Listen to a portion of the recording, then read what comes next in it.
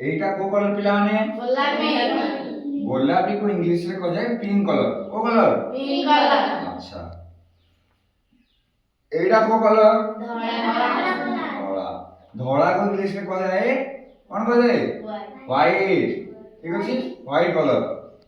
एटा को कलर पिला माने कहलो बाईगणी बाईगणी को कह जाए पर्पल कोन कह जाए पर्पल एटा को रंग पिला माने कमला कलर